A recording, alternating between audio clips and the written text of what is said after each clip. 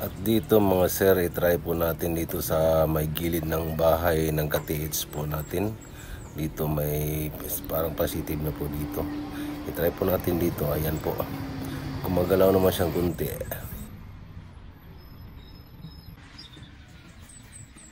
Ang gagawin lang po natin dito sa ano po natin, kukuha lang po kayo ng ano mga sir, ng mga motor sa lumang component. Ito, lumang component po yung pinagkukunan po natin ng mga motor. Ayan po. Ito lang pong gagawin po ninyo para makagawa kayo ng tulad ng ginagawa natin. Ito po, dalawa itong kukunin natin, dalawang motor na ulit po sa lumang component po natin na ano.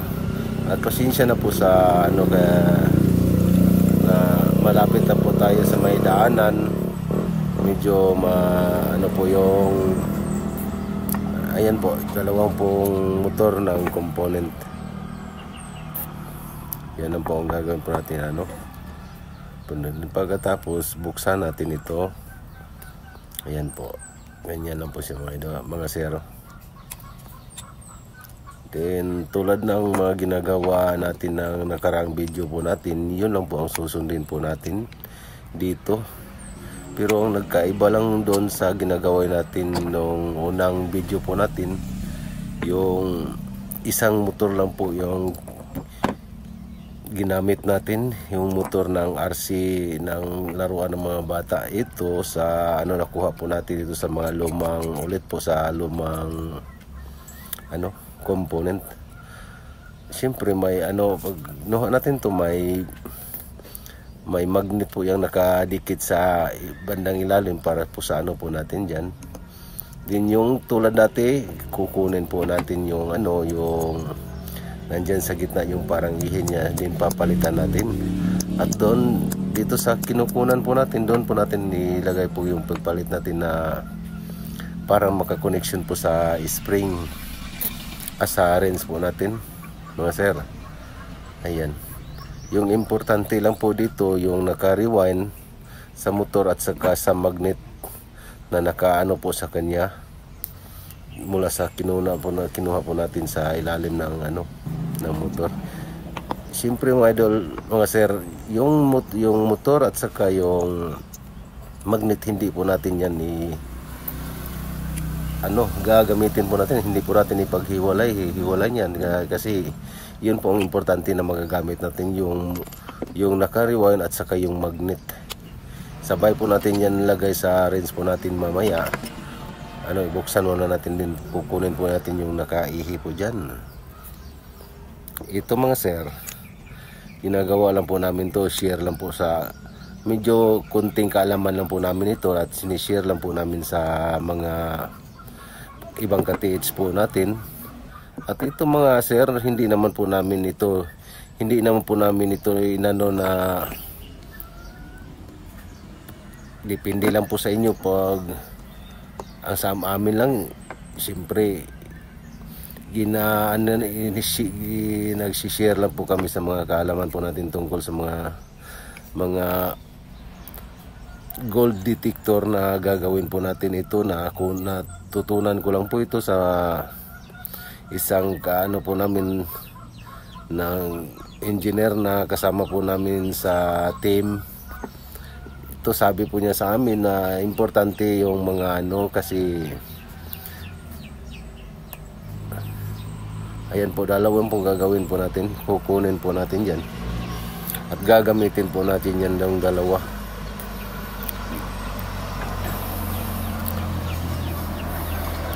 Importante lang po dito na hindi po magka putol-putol po yung naka-rewind sa may motor, kasi pag naputol na po yan, mahina na po yung kontak.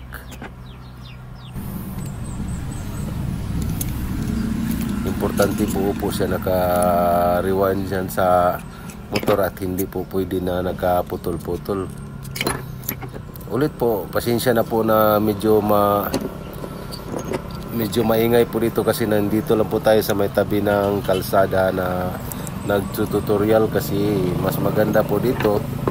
Nandito tayo sa labas at hindi hindi lang po tayo mag-isa dito, may kasama pa po tayo na ano na po kung anong gagawin po daw natin, na siyempre na ano po siya, kung paano gagawin ng mga detector, na mag DIY po siguro siya.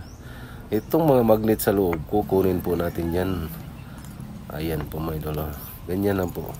Pag hindi mahirapan, pag may easier kayo, ganyan lang, para hindi kayo mahirapan pagkuha ng magnet, kasi nakadikit po yung magnet sa may cap po niya. Linagyan po yan ng pandikit. Ayan po, yan, isa po yung legit na magnet na mula sa ilalim ng motor. Siyempre dyan po nakalagay po yung mga motor po natin, kaya hindi po dyan magpapunction yung motor pag walang yung magnet sa may bandang ano po, gilid. Ito po, magsabay po itong magnet at saka yung motor. Ayan na po, dalawa. Bawat isang motor may magnet po yan. Diyan po natin ikalagay po yung ano. Then pagkatapos kukuha tayo ng isang piraso na bronze rod, yung gagawin po natin ng wrench. Ano lang po to, 1 feet lang po ito yung gagamitin natin na bronze rod na gawin po nating wrench. At saka kukuha po tayo ng isang isang copper wire. Ito number 8 po ito na copper wire. At ito po yung gagawin natin na parang connector po sa wrench po natin mula sa motor. Ito lang po. Susundan nyo lang po. Kung gusto nyo na gumawa ng mga ganito, yung tulad ng ginawa po natin, sundan nyo lang yung video at wag lang ninyong i-skip yung video pag para masundan po nyo lahat kung paano natin ginagawa.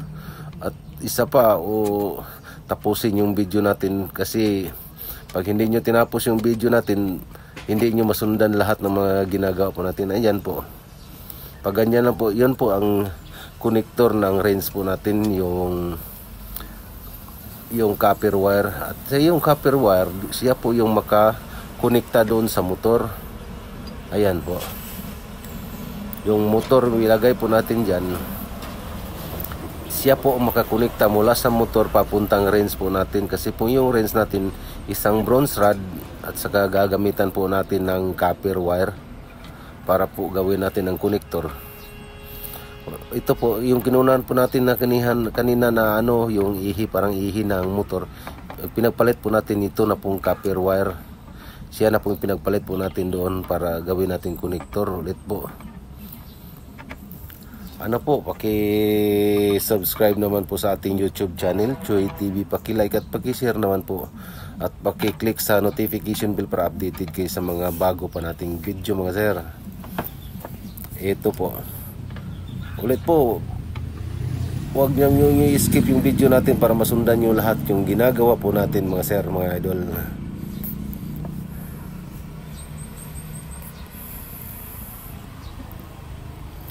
Ayan po, ginagawa po namin itong pag-tutorial. Ulit po, hindi lang po ako nagtuturo ng paano gagawin po yung mga DIY gold detector. Hindi lang po ako, marami po dyan mga kaibigan po natin dyan sa nagtuturo sa YouTube, si Sir Danis Vlog. Ayan, hindi ko inano yung channel niya. Hindi po ako ng channel niya na parang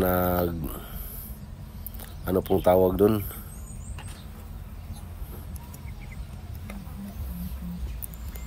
ganyan lang, kukuha lang po kayo ng parang copper tube. Din pagkatapos igawa po natin yung gagawa po nyo ng spring dito sa po natin, para po sa, kasi po dalawa pong gagawin po natin ng motor, ginagamit natin na motor. Ganyan lang po yung pagitan ng bawat motor niya, bawat side ng motor niya may pagitan po, pero naka-spring po yun. Yung parang pagitan po niya, ginawa po natin naka-spring. Shout out nga pala sa mga kaibigan po natin. Medyo matagal-tagal na po hindi po tayo nakapag-shout out mga sir. Shout out kay Sky TV Idol, sir. Magandang hapon po, araw po sa iyo. Si Sir Nitoy Isigot, ayan, pinakaunang kaibigan po yan ko po yan dito sa YouTube, si Nelmordin TV. Ayan po mga sir. Then pagkatapos ito si Pariquis. Bago na po yun si Pariquis. Kaibigan po natin yan. Shout out sa inyo lahat mga sir, mga idol. Ulit po, wag lang yung i-skip yung video po natin mga sir, mga idol, para masundan po nyo lahat-lahat na ginagawa natin tungkol sa pagtuturo o sa paano gagawin itong mga DIY na gold locator. Itong ginagawa po natin para lang po ito sa mga katulad natin na hindi kaya makabili ng mga mamahaling gamit. Gagawin lang po nyo ito tulad ng ginagawa po namin, kasi po yung tempo namin dati po mga sir, mga idol, hindi po kami nakapagbili ng mga mamahaling gamit kasi kapos tayo sa budget. Ito lang po yung ginagawa po namin. At sinishare ko lang po sa inyo yung mga ginagawa po namin dati. Ito mga sir, mga idol, depende lang po sa inyo. Pag may tiwala kayo sa ginagawa ninyo, sundan nyo lang, kasi yung ginagawa po namin, nagtitiwala po kami sa mga ginagawa po namin. I hope na kayo din na magtitiwala kayo sa mga ginagawa. Pag gusto nyo gumawa ng tulad ng mga ginagawa po namin, importante mga sir, mga idol, may tiwala kayo sa ginagawa po ninyo. Ito, ganyan na po siya mga sir. Yung magnet po, kailangan po hindi po basta-basta magkahiwalay sa motor, kasi po may connection po yan, yung magnet at saka yung motor. Ayan po, magnet po yan. Diyan po natin po ilagay po yung magnet nya. Then pagkatapos ilagay ng PVC pipe na 3/4. At diyan ang pong gagawin po natin na parang lagayan na po natin ng load po natin, yung body ng po natin, yung load. Ganyan lang po. Depende lang po sa inyo mga sir kung tulad ba ninyo sa ginagawa ko na parang lagay lang. Depende lang po sa inyo. Ito lang po ang ginagawa ko po. Mas madali at open. Mas kitang-kita po ninyo yung load na nakalagay po dyan. Hindi po buo na PVC pipe yung linagay po natin. O ginagamit po natin.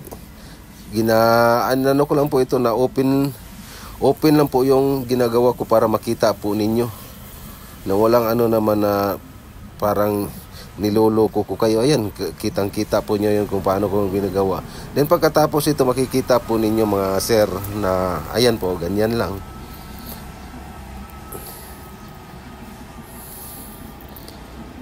Ayan mga sir, ganyan lang po. Then pagkatapos kukuha lang po kayo ng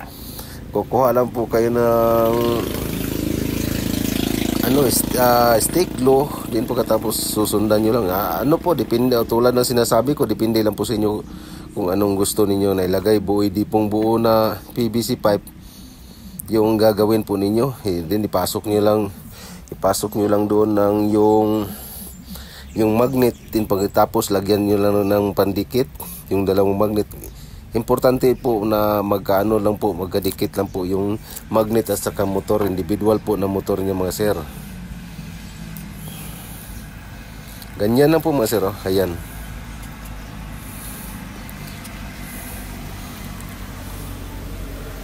Okay, kinuha muna natin yung load po natin din, tapos ilagay ko muna yung bolt niya para lagayan na po ng bearing. Sa akin lang po dyan kung nilagay yung bearing.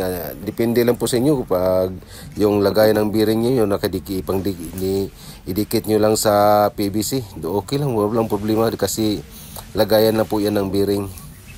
At itong body na ginagawa po natin na body na PVC pipe, wala po itong kinalaman sa load po natin mga sir. Cap lang po yan o lagayan lang po ng load po natin. Plastic lang po yan, wala pong kinalaman sa ginagawa po natin na load ng gold detector po natin mga sir.